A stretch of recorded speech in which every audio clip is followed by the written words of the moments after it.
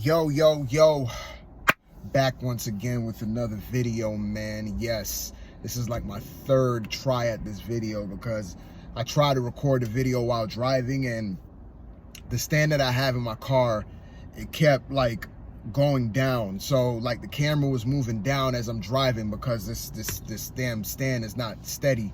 I need to get another one, man. This thing is super freaking cheap. It sucks now. But anyway, now that I'm parked, I'm not driving, so I think I'm gonna do my movie review here. You know what I mean? So hopefully I can get everything out and just be done with it. Now, gotta go into a little backstory on this because I wasn't really expecting to do a review this soon. The next review I was planning on, oh shit. Sorry about that. The next review I was planning on doing was Fast 9, which comes out in a month from now. I thought it was gonna come out like in May, but I guess they pushed it back again to June. So that was the next movie review that I had planned. But, you know, this one came up and I decided to check it out. Now, when this film first got announced, I think it was a couple years ago, back when it was announcing Disney Plus, I remember when they announced this film and I wasn't really too like excited about it. I was just like, oh, whatever, it is what it is. It wasn't no big deal to me. Kind of forgettable if you ask me. But a couple months ago, trailer dropped and I watched the trailer. I'm like, this seems pretty interesting. It seems like, you know, it has like this kind of like Joker, Harley Quinn X vibes, and I'm a huge fan of both characters. And to see them go with this particular style was really interesting and really unique, you know. So as I'm watching the trailer, I'm like, yeah, that's pretty interesting and pretty interesting take. It caught my interest, but still, it wasn't really a film that I was like, oh, you know, I gotta go see when it come out. It was something to where I was like, if I catch it months later, I'll catch it.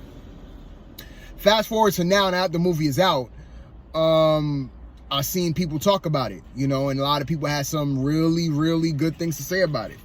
So that's when I was like, okay, you know, now my interest is peaked. So I gotta go and check it out. And that's when I found out that the movie was in theaters. I thought it was like a Disney Plus exclusive, like it was just only available on Disney Plus and that's it. But I saw that it was in the theater, so I'm like, hey, this is perfect, you know, Memorial weekend, it's Memorial Day, I ain't got nothing to do, ain't really nothing now for me to watch. So I'm gonna check this out, and man, I'm glad I did, because this movie is amazing. And that movie is Cruella. Yes, this movie is fantastic. I was pleasantly surprised at how good this movie was. I saw people post about it on Facebook. You know, everybody was like, man, this movie is so good. So I was just like, I'll check it out, man. I'll see what they're talking about. And they weren't lying. They was not lying, man. I love this movie. I have to say right now, this is my favorite movie of the year so far. Other than, you know, I said that for Godzilla vs. Kong, but that was a couple months ago. And as far as like a completed type of film, like this movie is much, it's not really a comparison between the two, but to me, Cruella is, like I said, is my favorite movie of the year so far. Great film. What made this movie for me was the character Cruella of itself, Emma Stone. She really knocked it out the park in this movie, man. I haven't seen that many Emma Stone films. I've seen a good amount, I feel, from what I remember. And she is a great actress. Like every movie that she's in, she plays a really good role in whatever character she is. She is phenomenal in this. Like she stole the show. Like she did her thing and she made this movie work. She is what made this movie. She did the damn thing. I love this character so much. I actually want to see it again just because of her performance in this one, man. Just talk about just fantastic.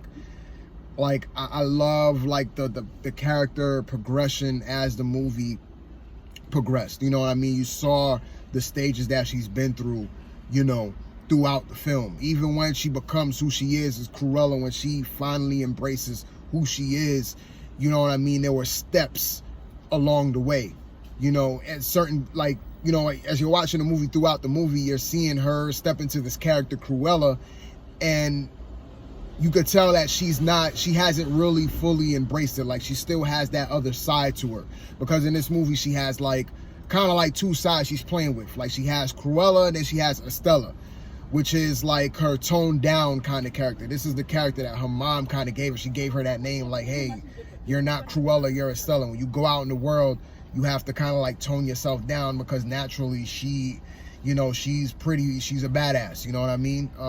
And you know, her mom told her that, yo, when you go out to school, you know, you go out in the world, you have to kind of like tone it down. You have to fit in with society.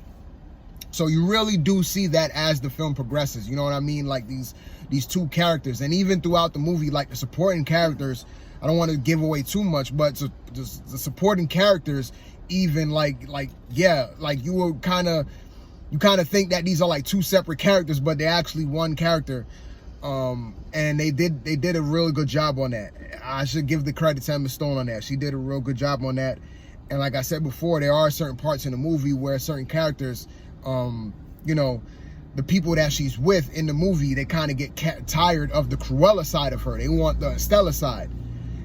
And I really like that aspect of it. You know what I mean? I like the villain too. Like the villain, she's a badass type of villain, man. She's a really hateful bitch, man. I don't really use that word a lot. I don't use that word at all. But for her, it fits, because this woman is, she is something else, man. She's a ultimate narcissist. She only cares about herself. She don't care who she steps over, who she steps on. She will step on anybody to get where she wants to be at. She treats everybody like shit. She don't care about anybody but herself. She's just a cold-hearted bitch. You know what I mean? Just a cold-hearted evil bitch, man. And I really feel that she also made the movie because she is what made Cruella stronger. She is what made Emma Stone's character stronger in the film. And they really did a good job at portraying that. I really do like the scenes between her and Cruella, like the dialogue scenes, man. Like I said, the characters in this movie is very strong, man. The character development, the depth is very strong, especially with Cruella, the main character, and even the Baroness. You know, the side characters too was good, man. The good side characters, man, like the fat guy and the tall, skinny dude. Yeah, they really did a good job, man. You know, it has this little cute humor, you know. It has, at points too, it almost feels like a heist film. You know what I mean? It does feel like a heist film. And that's what I liked about it a lot too. Like certain missions that they're on to get certain things. You can see them planning out. I like stuff like that. I love seeing stuff like that. And like Cruella, she is very crafty. She's very creative at what she does. Everything that she does is like so unique and just so out the box. She grabs everybody's attention. As soon as she steps on the scene, like all eyes are on her. And she, like, the villain is like that, but Cruella has something that the villain doesn't have, and that's the creativity, that's the wittiness, that's the craftiness, that's like the forward thinking that Cruella has. And you could tell that the villain was intimidated by that. And in the beginning of the film, you could see that the villain was intimidated by Emma Stone's character. Like, she said something in even Estella, because in the beginning she didn't know Cruella was Estella. She didn't know like both characters were the same, because, you know, Emma Stone, she was playing off as this Estella character in the beginning. And when the Baroness chose her to work under her, you could kind of see that she saw something in her that she hasn't seen in anybody else. Like, and they did a really good job at portraying it. It was very subtle, but if you pay attention, you could kind of pinpoint, like, you could tell that she sees something in her that she sees in nobody else. Because anybody else, she really like will step on and like would just do away with. But with her, even though, yeah, she did talk down to her in a lot of the scenes and all of that, but you could tell that there was something that she was just intrigued by or inspired by, and in some cases intimidated by. Like, she was like the only character that could break this character down, because she's a very strong woman. And I'm talking about the villain. Like, the villain was a very strong woman in this. She's very bravado, very narcissistic, very self-centered, all about herself. She doesn't care about anybody else. But with Emma Stone, with Estella, you could see that she saw something in her You see that she saw something in her that made her like a little bit intimidated. And especially when she turned into the Cruella character, she definitely became extremely intimidated. Like you could see that was her main weakness. Like you saw like a fear in her eyes, especially at the end. Like this was the character that like, she was like the only character that will bring her down to a level. Bring her down to lower levels, I should say. So I don't really want to go into too much. I usually give spoilers, but I don't want to give anything away, man. There is a big twist in this. And yeah, man, I love this film a lot. I can't even say anything bad about it, really. I guess you could say certain parts were clichéic. Like, I mean, it's like movie formula, I guess. Like certain scenes you could kind of see where it was leading up to. Like you could kind of predict certain things. But still, man, that didn't really take away from the movie. That didn't really take away from the movie at all. It's just, like I said, it's just a standard movie formula to me. So it did have those same kind of beats and those same kind of elements. But overall, it didn't really take away from the film to me. This film is fantastic. And I can't say that enough. You know, now, I don't know about the 101 Dalmatians story like that at all. I don't really know about it at all. I did see 101 Dalmatians as a kid, but I don't know the full story behind 101 Dalmatians and the character of Cruella in the original animated films compared to this film.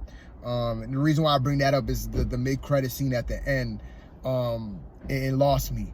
And I know people who are fans of the 101 Dalmatians story could kind of break that down. I may have to do my research on what that mid-credit scene means, because this is sort of like the prequel to 101 Dalmatians. So I guess the mid-credit scene was kind of like the lead into that.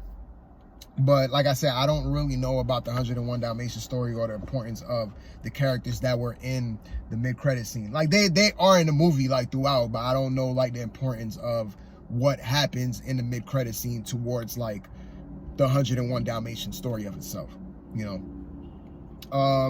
Couple little things that I did notice that was kind of like off to me. Well, I guess I should say one thing was the 3 Dalmatians in the movie, which is the Baroness's Dalmatians. They were CG at certain points. Like some points you could tell that they're real dogs, like they're actual dogs. But then in certain scenes, especially like when they have to do something like run or chase somebody down, like they use CG, and it's very weird. And I don't know why they did that. Like, I mean, these dogs are not doing like they're not doing unusual things that a regular dog can't do. Like they're doing normal dog things, but in certain scenes they're CG. And I was like, that kind of threw me off. I don't know if anybody noticed that, but the CG with the dogs, it kind of like threw me off a bit. I was just like, I don't know, that kind of looks a little ugly. You know what I mean? But maybe that's just me. Maybe people didn't notice it, but that's just something that kind of like threw me off a little bit with the dogs. Like certain scenes was like they CG'd the dogs, and I was like, did you really have to CG the dogs? Like you couldn't just train them to do certain things? I don't know, man. I don't know. Maybe Dalmatians are hard to train. I don't know. I'm not a Dalmatians expert or a dog expert. I don't know. But I don't know why they use CG with those 3 dogs in particular when the other 2 dogs in the movie weren't CG. They were actually like real dogs. But these 3 Dalmatians, they use CG for them. I don't know why. It's weird. I don't know. I guess one more thing before I go that I did like, and this is something that I don't really focus on in movies because this is something that I don't really care for when I'm watching movies. This is something that's like background noise to me, but in this particular film, it did stand out to me, and that is the music. I did love the music choice that they made with this. Really fit with the style of the film.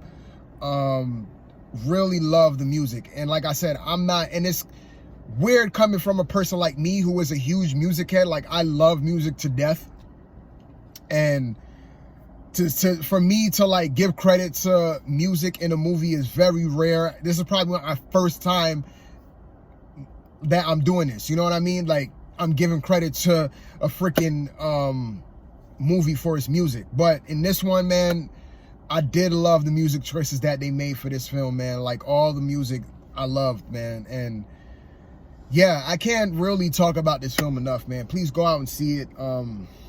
I can't say enough. I don't want to spoil it. I'm getting hot in my car. And I think that's pretty much it. One more thing before I go.